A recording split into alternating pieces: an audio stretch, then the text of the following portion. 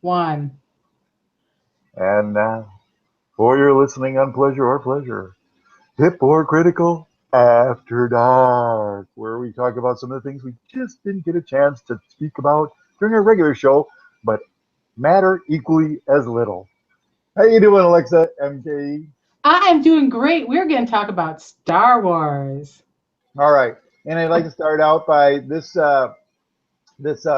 discussion was brought apart because a friend of mine, his daughter, had gotten the collection for him. You know, I said, "Hey, yeah, you're gonna see the new movie." Then when it came out, the new number 8. He says, "Yeah." Oh, he says, "I haven't seen any of them yet."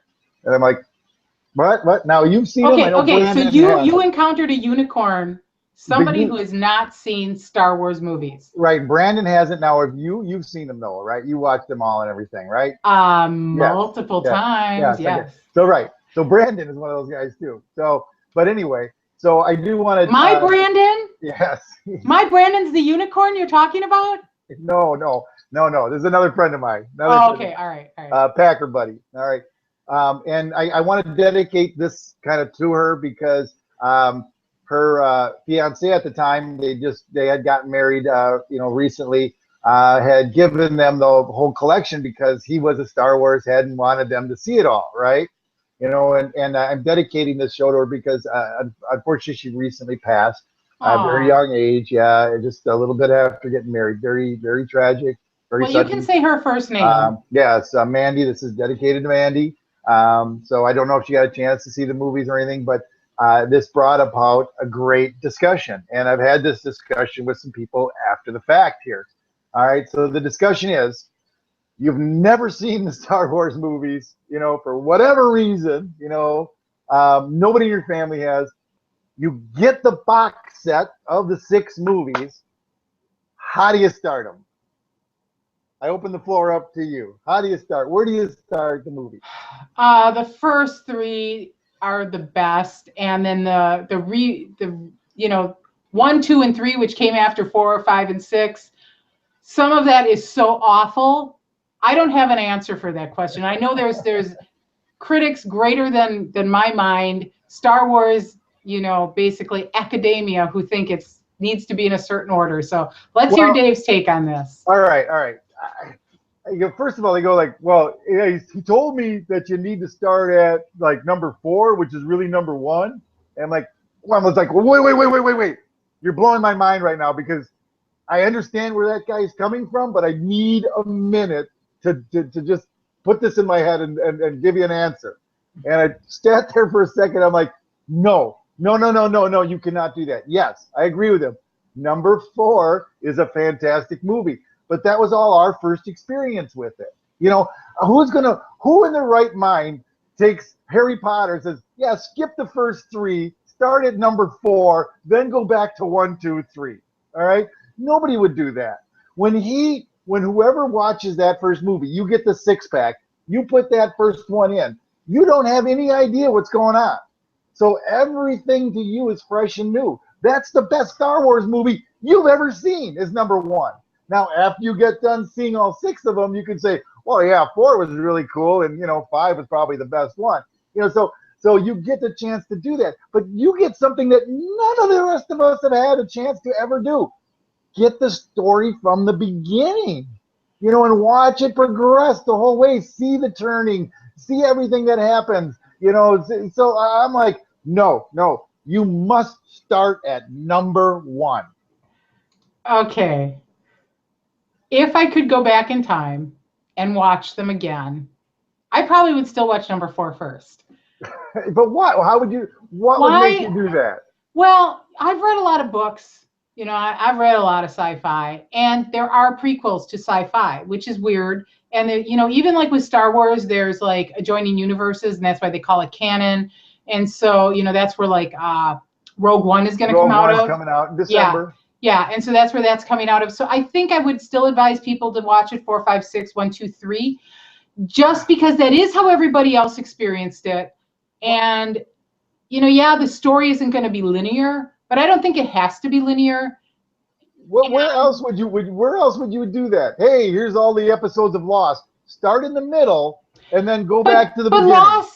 Lost wasn't started at episode, say, 7 or 8 or 9. Lost was started at number 1 and it went through. And I know I've even watched anime. No. The confusion here is that the book, the whole book is a trilogy of trilogies. It's always been 9 different episodes. Yeah, but half of that was in George's head. And no, George just said, I got to start this thing at 4. They're never going to let the first 3 roll. Well, then why didn't George write 8? I mean, if the books were written, why was J.J. Abrams given that? So we could argue that he produced them. No, they were written. He just produced them. Those books. He didn't go by George's story though. That's a completely original story, from what I understand. Hey, once you sell your car, you can't tell the guy what kind of gas to put in it anymore.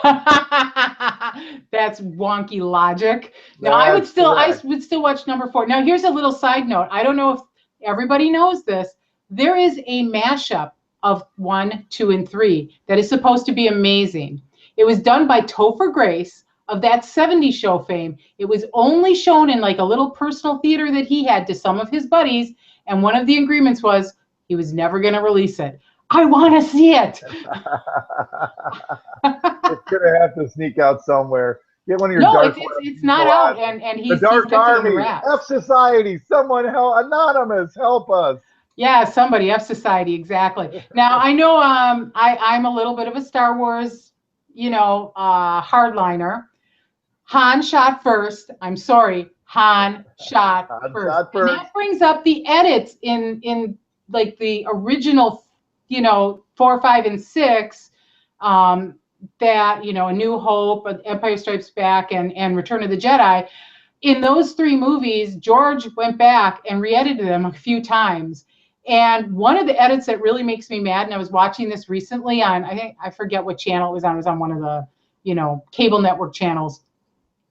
They show Jabba the Hutt in front of the Millennium Falcon outside Mos Eisley Cantina. Never happened in the original movies, and it doesn't add anything. So why the hell did he do that? Explain this to me, Dave. I know the lot of little things that he did to the movies were things that he just thought he couldn't do originally that he wanted to. So I mean, I guess like anything, if you were painting a sunset and the right colors weren't there when you were painting that sunset, do you really go back there and go touch it up when the real color comes out? I mean, I agree with you. It's not that but they always we're motivated by money a lot of times, and it's the director's cut and the the re-release and re-release of the re-release. Right, and then he gets a chance to do something where he goes like, this wasn't the movie I maybe really wanted. I get a chance to tweak it and all the stuff that I really did want about it, So I guess like anything, it's still his. It was still his. He could do that, but no, I don't think it added really that much. I mean, some of the stuff that they took out of the original one, they had like 30 minutes to make it under 20 minutes, 2 hours. That's the stuff you need to go, like where Luke is looking up and he's actually seen the battle and everything like that. Those are the things we need. Yeah, and my problem isn't even that he went back and he redid it. They've rescinded all of the copies. You can't get a copy of the original, New Hope. You can't get an original copy unless you own the VHS tape and you bought it when it came out. And I think we have it. I think I do too. And it's probably worth some money, but I know we have some VHS we hung on to. And, those are the only ones where you're going to be able to go back and say, yes, Han shot first, because you can actually, yes, he shot first. Yes, he shot first. But Guido had a gun on him. I mean, right? I mean, Guido had a gun, didn't he, on him? Greedo? Yeah, I think Greedo did have a gun, but Han did shoot first, and then Greedo shot at Han, and that's why it hits the wall, because Han shot first. And it's all a Western. He talks about how this is all made of a Western, good guys, bad guys. How many times did the good guys shoot somebody underneath the table, up through the table? Yeah, classic Western. Yeah, exactly. Hey, I had a couple friends with me too for the segment. Props. All right. I want to show you some of those. You have a friend? Last few Dave has a friend. Yes. Everybody here's Dave's one friend. Why. Yes, we'll understand besides why. His mom. Anywhere. And my high five guy.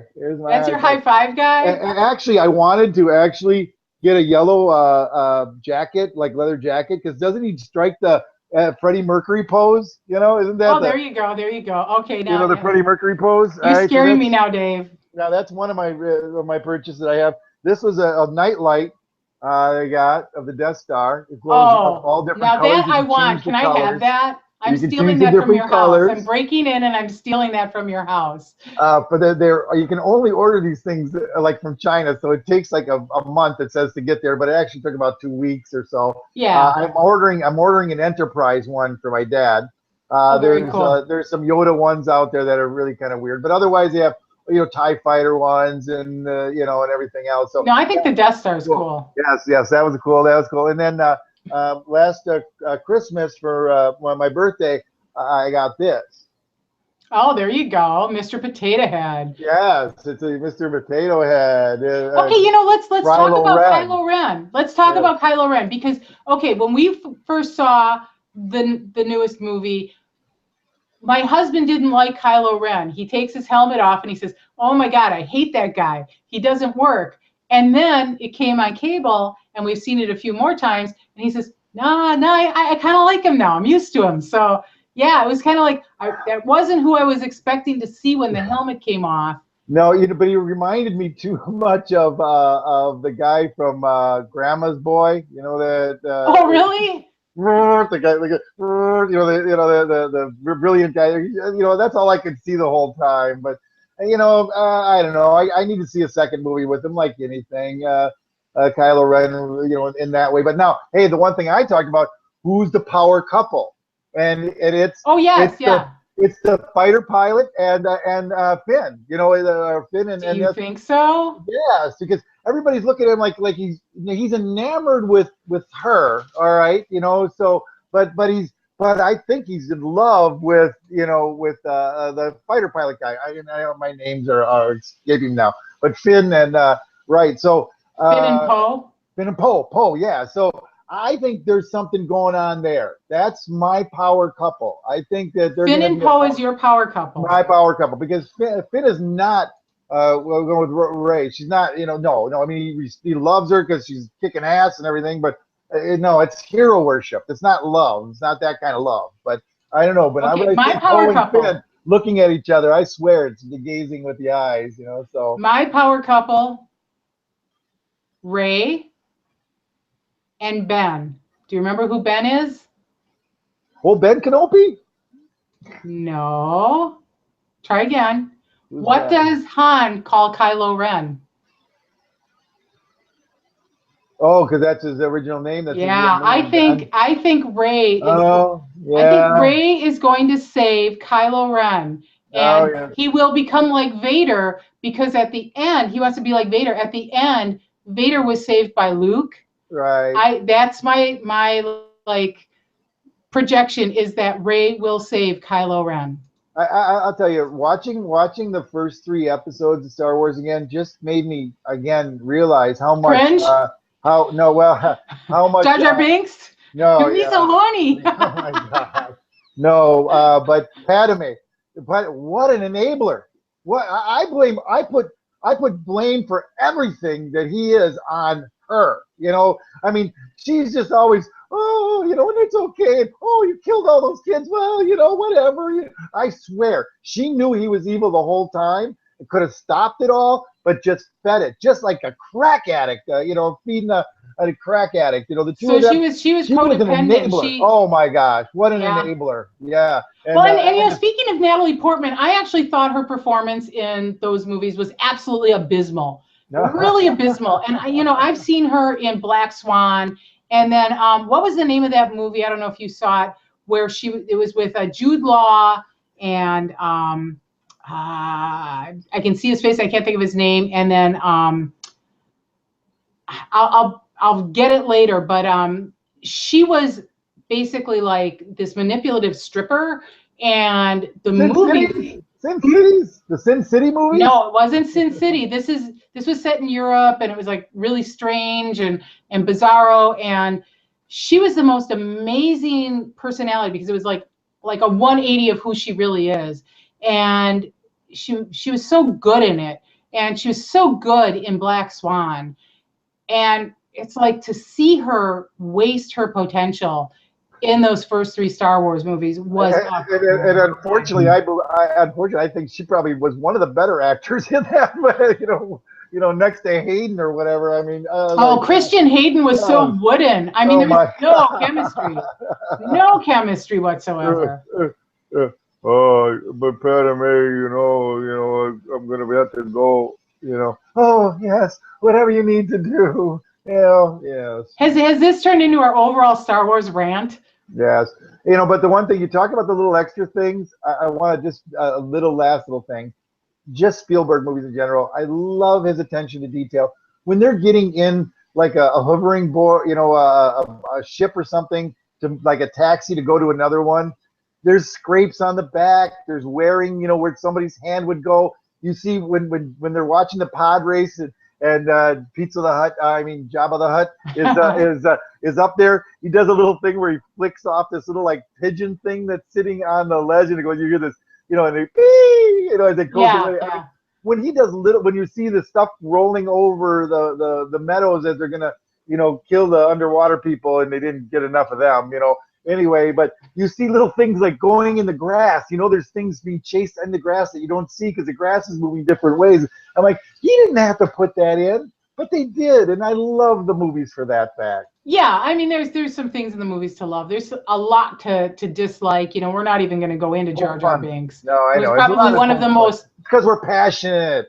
Yeah, right. We are passionate. So going forward, I'm hoping that the next movie and the one that's to follow are going to be amazing. I really do think the cast was amazing at the new movies. So hopefully we can tell people watch these in order. Right. Yes. But Rogue Nation, I heard, has had some problems in rewriting. Rogue One. I hope that's just Rogue One. Yeah. Yeah, Rogue One. That's yeah. just talk. So yeah. I'll watch that though, and when it comes out, that'll be a $5 movie. We're suckers. We'll watch it no matter what. So. Darn right. All right. Well, good. Thanks for Star Wars talk. Thank you, Star Wars fans. Thank you, Milwaukee fans. You agree? Don't agree? Please do check us out and please give your opinion. I'm going to put this on our Facebook page. I'll put it on my page too as well. So hopefully, I would like some talk on that power couple in the movies going forward, and maybe I can make little surveys. I think we can do on our page. So Survey Monkey has surveys. We could probably do that. So that'd be cool. So click. So peace out, Milwaukee. We're gonna sign off. We're gonna do a couple more of these, and everybody be good. High five. Hold on, my high five over here. High five. Yay. All right, cool.